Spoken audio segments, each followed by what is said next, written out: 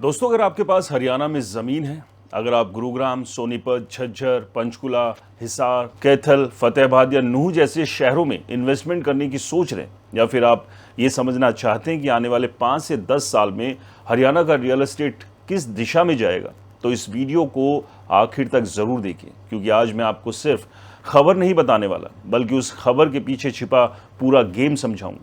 आखिरकार हरियाणा सरकार 33,000 एकड़ ज़मीन क्यों खरीद रही है? ये ज़मीन किन इलाकों में ली जाएगी?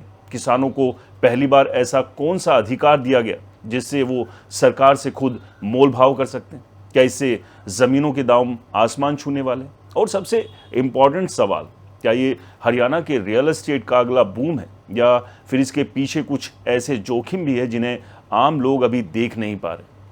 नमस्कार, मैं हूं राज के वर्मा, आपका अपना रियल एस्टेट एक्सपर्ट, और आज मैं एक एक आंकड़े, एक एक शहर और एक एक मौके का डिटेल एनालिसिस करूंगा। देखिए, सबसे पहले पूरी तस्वीर समझिए। हरियाणा सरकार ने दूसरे चरण में 13 शहरों में करीब 33,000 एकड़ ज़मीन खरीदने का फैसला किया। लेकिन अगर आप सोच रहे हैं कि कहानी सिर्फ 33,000 एकड़ तक सीमित है, तो ऐसा बिल्कुल नहीं। सरकार पहले चरण में 71 शहरों में करीब 1,67,000 एकड़ ज़मीन खरीदने का प्रोसेस पहले ही शुरू कर चुकी है। यानी दोनों चरणों को जोड़ दें तो लगभग 2 लाख एकड़ ज़मीन पर भविष्य का हरियाणा तैयार करने की योजना है। दोस्तों, ये कोई छोटी मोटी योजना नहीं, ये आने वाले कई सालों की अर्बन प्लानिंग का ब्लूप्रिंट है। अब सवाल आता है कि सरकार ये ज़मीन क्यों खरीद रही है? जवाब है नए रिहायशी सेक्टर, कमर्शियल जोन, संस्थागत क्षेत्र, इंडस्ट्रियल डेवलपमेंट, लॉजिस्टिक पार्क और एनसीआर के बढ़ते दबाव को संभालने के लिए नए शहरों और नए सेक्टरों का निर्माण। दोस्तों, हरियाणा सरकार चाहती है कि हरियाणा सिर्फ दिल्ली के पड़ोस का राज्य ना रहे, बल्कि उत्तर भारत का सबसे बड़ा मैन्युफैक्चरिंग और लॉजिस्टिक हब बने। अब बात करते हैं उन शहरों की जहां ये बड़ा बदलाव आने वाला है। दोस्तों, गुरुग्राम जिले के फर्रुखनगर में लगभग 1203.52 एकड़ ज़मीन खरीदी जाएगी। अगर आप पिछले 5 साल का ट्रेंड देखें तो फर्रुखनगर धीरे धीरे गुरुग्राम एक्सटेंशन का हिस्सा बनता जा रहा है। जहां पहले सिर्फ गांव और खेत दिखाई देते थे, वहां अब warehouse, industrial park, logistic कंपनियां और इन्वेस्टर्स की नज़र पहुंच चुकी है। दूसरी तरफ पंचकुला के रायपुर रानी में 437.10 एकड़, कैथल में लगभग 3,961.01 एकड़, नूंह जिले में करीब 1,197 एकड़, हिसार के बिड हिसार में 789 एकड़, बरवाला में 672 एकड़, डबवाली में लगभग 380 एकड़ और फतेहाबाद के टोहाना में लगभग 1968 एकड़ ज़मीन खरीदने का टारगेट रखा गया। लेकिन सबसे बड़ा गेम कहाँ है? जवाब है सोनीपत। यहाँ सरकार अकेले लगभग 18,102 एकड़ ज़मीन खरीदने की तैयारी में। ज़रा सोचिए, 18,000 एकड़, ये कई छोटे शहरों के बराबर क्षेत्रफल होता है। गढ़, शाहजहाँपुर, रायपुर, फाजिलपुर, जवारी, मुरथल, बहालगढ़, राठधाना, जठेड़ी, खवेड़ा, रसोई, जाखोली, सेवली, हरसाना कला और दर्जनों गांव इस योजना का हिस्सा है। अगर आपने पिछले कुछ सालों में Delhi Meerut expressway, KMP expressway, UER two, RRTS, Murthal belt और दिल्ली बॉर्डर के डेवलपमेंट को देखा है, तो आपको समझ में आ जाएगा कि सरकार सोनीपत पर इतना बड़ा दांव क्यों खेल रही है। इसके अलावा आरोग्य धाम बाड़सा में 2,046 एकड़, बेरी में 669 एकड़, महम में 1,246 एकड़ और मतडोला में 344 एकड़ ज़मीन खरीदने का प्लान बनाया गया। अब सबसे बड़ा बदलाव क्या है? पहले सरकार ज़मीन अधिग्रहण करती थी, किसानों और सरकार के बीच डिस्प्यूट होते थे, कोर्ट में केस चलते थे, कई प्रोजेक्ट्स सालों तक अटक जाते थे।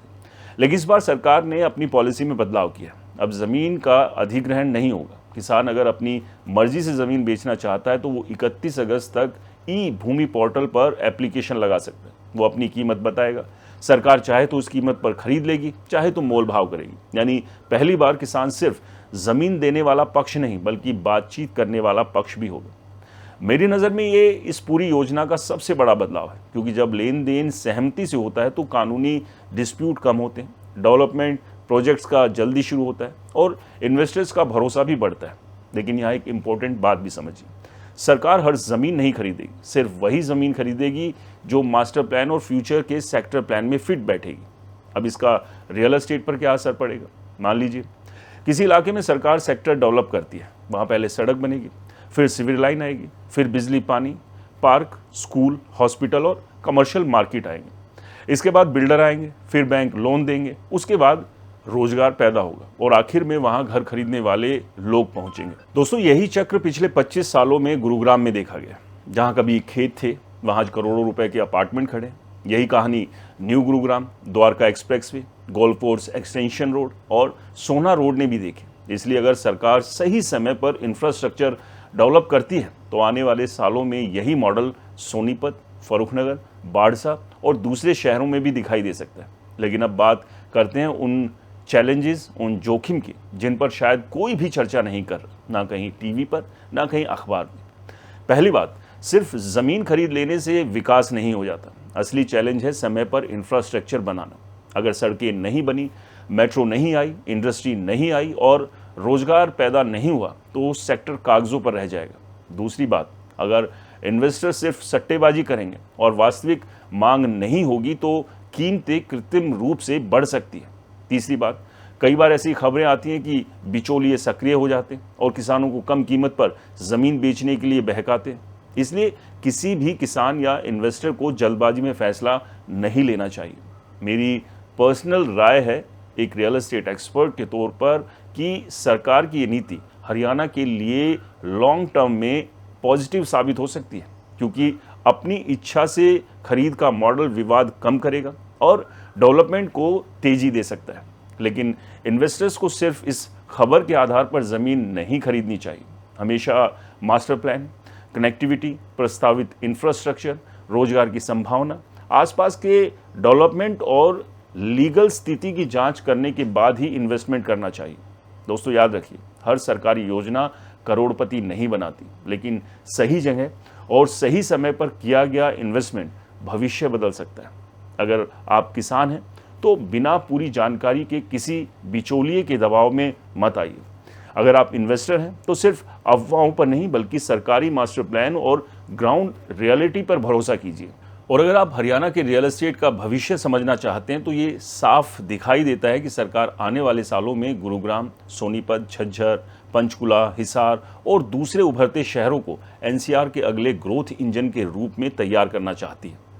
दोस्तों, अब देखना ये होगा कि ये योजना ज़मीन पर कितनी तेज़ी से उतरती है, क्योंकि रियल एस्टेट में सबसे ज़्यादा कमाई सिर्फ खबर पढ़ने से नहीं होती, बल्कि खबर के पीछे की दिशा को सही तरीके से समझना भी ज़रूरी होता है। क्योंकि अक्सर हमने देखा है कि कहीं किसी इलाके में सरकार ने कोई नए डेवलपमेंट की घोषणा कर दी और तुरंत ही सभी को लगने लगता है कि अगर अभी यहाँ पर ज़मीन नहीं खरीदी तो बाद में ज़मीन और ज़्यादा महंगी हो जाएगी। लेकिन लॉन्ग टर्म में थोड़ा देखिएगा कि अभी सिर्फ घोषणा की गई है, वो घोषणा ज़मीन पर कितने समय में उतरेगी, उसका टाइम पीरियड क्या है, क्या 5 साल में वो डेवलपमेंट पूरा हो जाएगा या 10 साल लगेंगे या 15 साल लगेंगे, और इसके अलावा वहाँ पर और कौन कौन से चैलेंजेस हैं जो सरकार के सामने आ सकते हैं। क्योंकि कोई भी डेवलपमेंट ऐसा नहीं है कि एक छड़ी लीजिए, यानी कि एक जादू की छड़ी लीजिए और उसको घुमा दीजिए और तुरंत वहाँ पर इंफ्रास्ट्रक्चर खड़ा हो जाएगा।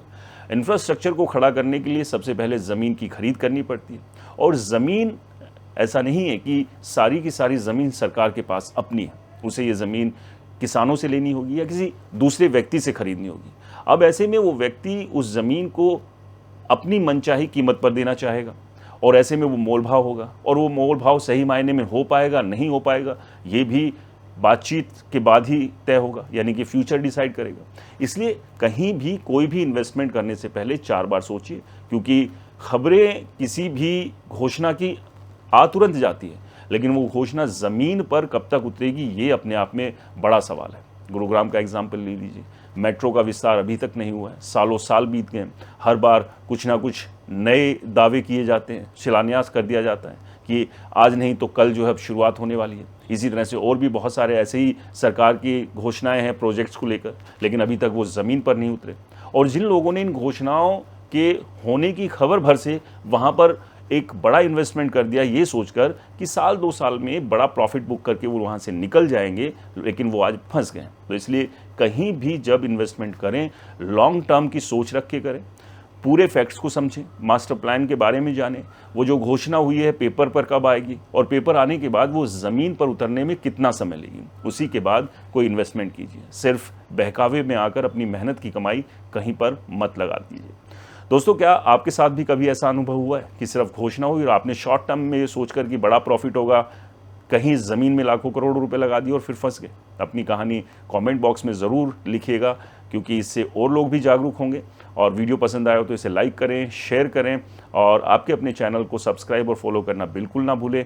और हाँ दोस्तों, कहीं भी इन्वेस्टमेंट करें सोच समझ के करें। ये वीडियो सिर्फ नॉलेज और एजुकेशन पर्पज़ के लिए थी, यहाँ इन्वेस्टमेंट की सलाह बिल्कुल भी नहीं है। मिलते हैं अगले वीडियो में, जहाँ होगी रियल एस्टेट की एक और सही, सटीक और बेबाक खबर।